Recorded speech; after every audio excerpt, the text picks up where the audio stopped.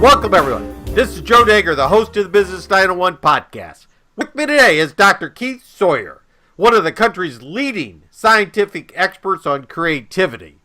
Dr. Sawyer is the Morgan Distinguished Professor in Educational Innovations at the University of North Carolina. He has published 14 books, most notably, or at least to me, is his book Group Genius, that showed us to be more creative in collaborative group settings, how to change organizations for the better, and how to tap into our reserves of creativity. He followed that book up with Zig Zag, which identifies the 8 stages of the creative process and contains over 100 techniques to enhance your personal creativity. Dr. Sawyer, I'm honored that you could join me today. Thank you. It's great to be here. I find Zig Zag as one of those books that I read when it came out, and then I read it again, maybe 6 months later, a year later, or whatever. It's a book that I can pick up and still find things that I didn't get the first time. Okay, That's great. And also, but it's one of those types of books that you could just pick a section out of and say, I that feels comfortable in this situation, and I can use it. Okay, and what have you learned from the book, and what after it's been out several years now, what have you learned in those years? Well, thank you so much for those kind words. Yeah, that was my goal with the book, is that, like I said, you don't treat it in a linear fashion, but that you can dive into it at any point in the process where you feel like you need more of one thing or another thing.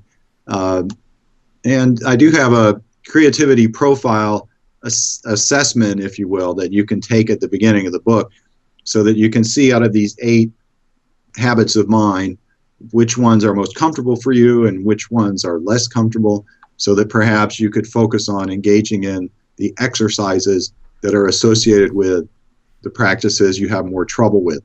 So, for example, one of the 8 practices, I call it seeing or looking.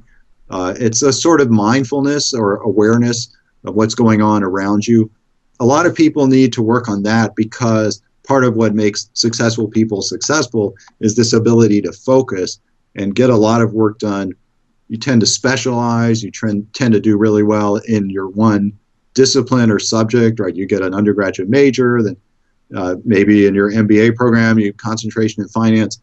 So you get really good at your area of expertise, but part of a sort of unpleasant side effect is you tend not to be good at noticing other things.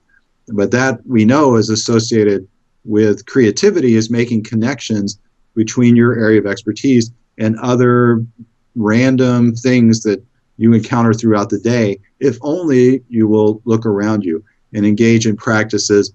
Like one thing I do, I travel a lot to give keynote talks or do consulting, and the airport bookstore is a great place to find magazines that you normally wouldn't read. So yeah, I'll just go buy a magazine about, motorcycles or hot rods, which I, by the way, don't know anything about, and just thumb through it. And another thing I recommend, it's not actually one of my cards in the card deck, is go to different sorts of places. Like one of them is pawn shops. Probably most of your podcast followers have never been to a pawn shop, and I hadn't either. So I said, well, I'm doing this creativity book that came out in 2013. And I'm telling people to go to pawn shops, I should go. So I found, 5 pawn shops within a 30-minute drive, and I went to all the pawn shops. And then you try to identify, what is it that makes a pawn shop a pawn shop? What do they all have in common? How are they different? So it's that sort of stretching yourself to become, I guess you could call it like a dilettante, or a very tiny expert in one different thing. Anything you can do to expose yourself to a broader variety of stimuli is going to enhance your creativity. That's always one of the things I always discovered that worked well with customers when a sales and marketing perspective is to go, don't look in the lobby what's the magazines laying out there, but look on their desk what magazines are laying out there and read what they're reading. Oh, that's really interesting. If you came into my office and you looked on my desk, I have to say most of what's on my desk is associated with the project I'm working on right now. Do I have the Hot Rod magazine on my desk? Well, no, I don't. I do have a variety of toys on my desk so that I can pick up, and let's see, what do I have right here? I could, a little toy accordion. And just a complete aside, but following my own advice, I actually been a pianist my whole life, but I started taking accordion lessons a year ago, and I was 55 at the time, so most people don't try something new like that. But what I'm even more proud of, that I'd say because it's aligned with creativity research, is I've taught myself how to repair old accordions, which is like, what the hell? What does that have to do with creativity? I sit there in the garage at my workbench. I try to find the right metric screw size. It's like a lot of these things. There's not an obvious, immediate connection to your work or to creativity, but engaging in that kind of thing will indirectly pay dividends. Doesn't matter, doesn't have to be accordion repair, but that's just an example of just find some random thing that's totally different from your day-to-day job. Now, you have 8 different practices in the book, and I would think that someone would eventually kind of start using one more than another, one that works for them, let's say. Okay, what's your favorite one? Do I have a favorite one? Well, I suppose like everyone else, I have, of the 8, things that I'm more naturally good at. Let's see, I'll say one that I'm not so good at is the one that I call making, that is exactly based on this research of externalizing your ideas as they're unfolding. This is second nature for artists and designers. It's part of the iterative process of design. You get sketches out there. You do thumbnail sketches. You have a sketchbook you carry around with you. But for me, as a research psychologist, that's not second nature. So I actually do have to work to remind myself to get my ideas out on paper or in the computer early on. So I guess I answered your question backwards. I told you one that I'm not so good at. I think that's an excellent way to do it. Okay. What's upcoming for you? I'm really excited about my current research project. I'm studying how professors teach in schools of art and schools of design. And the way I'm doing that is I'm videotaping studio classrooms where, say, a graphic design professor or a sculpture professor is teaching in an MFA program.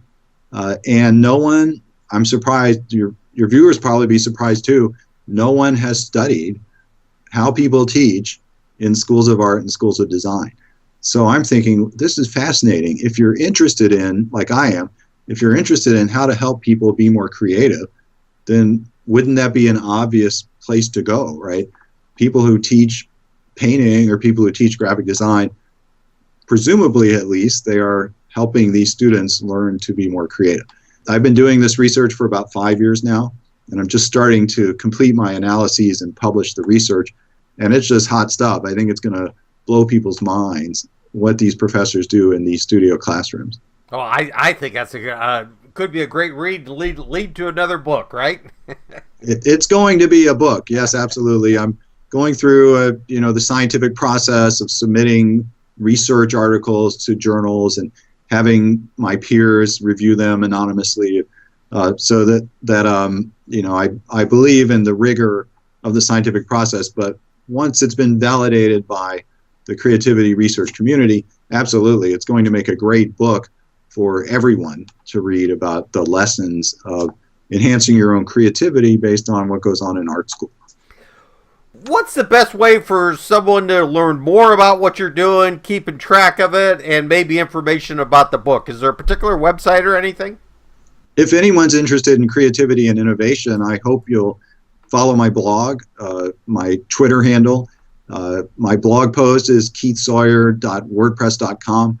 You can link to everything from my website, which is my own name. It's keithsawyer.com, which will keep you up to date on my keynote talks and my consulting engagements. and my latest publications. My Twitter handle is Dr. Keith Sawyer, Dr. Keith Sawyer. By the time I got around to getting on Twitter, Keith Sawyer was already taken. I got my domain name back in 2004, it's keithsawyer.com. That was before, I guess, people were thinking about it. So yeah, please go to my homepage, keithsawyer.com, check out my blog, follow me on Twitter, and you'll get the latest information about what's going on in creativity and innovation. I admire your work. I'm jealous that you get to work on the North Carolina campus. I have hardly ever been to a prettier campus. And it is beautiful here, yeah. This podcast will be available in the Business 901 iTunes store and the Business 901 blog site. So thanks everyone for listening.